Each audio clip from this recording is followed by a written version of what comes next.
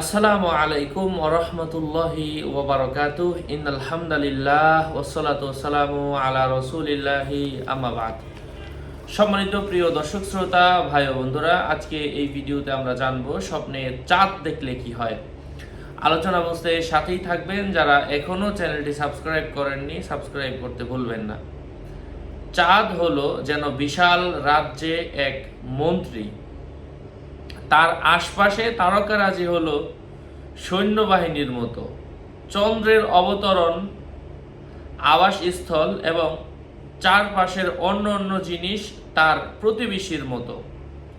কখনো চাঁদ স্বপ্নে দেখলে মুফতি ও মুহাদ্দিসের মতো বিশিষ্ট আলেমকে বোঝায়, যার প্রমাণাদি সহ জাতিকে সঠিক পথ দেখায়, যারা অজ্ঞতার পথ থেকে আলোর পথে নিয়ে আসে মানুষকে। কখনো কখনো চাঁদ স্বপ্নে দেখার দ্বারা স্বামী, স্ত্রী, সন্তান, নেতৃত্ব ও তাদের সৌন্দর্য উদ্দেশ্য হয়ে থাকে। চাঁদের আলো দেখলে মানুষের সৌন্দর্য অর্থ হবে, যেমন বলা হয় সে যেন পূর্ণিমার চাঁদের মতো। চাঁদকে চলমান অবস্থায় দেখলে নতুন ঘটনাবলী ও নির্ধারিত কার্যাবলী বোঝাবে।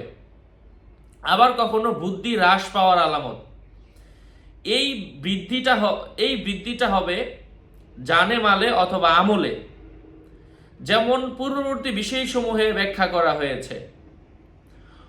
অসুস্থ ব্যক্তি মাসের শুরুতে চাঁদ স্বপ্নে দেখলে বা চাঁদকে তার দিকে আসতে দেখলে, তাহলে সে কঠিন রোগ থেকে মুক্তি পাবে এবং নিরাপত্তা লাভ করবে।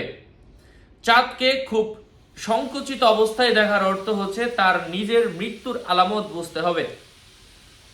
চাঁদ দেখার সময়টা মাসের যে কয়েকদিন বাকি থাকবে সে অনুযায়ী সে বাঁচবে।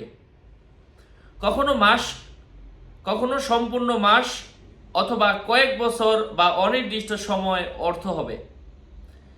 মাসের শুরুতে চাঁদকে দেখা, এটা তার নিজের উপর চাঁদ উদিত হতে দেখা, তার অবস্থার মধ্যে পরিবর্তন দেখা দিবে।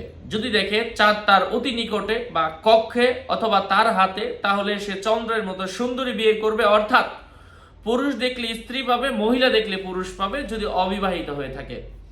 আশা করছি বুঝতে পেরেছেন। আরো আপডেট পেতে সাথেই থাকবেন। সকলের মঙ্গল কামনা করে এখানেই শেষ করছি। আসসালামু আলাইকুম ওয়া রাহমাতুল্লাহি ওয়া বারাকাতুহু।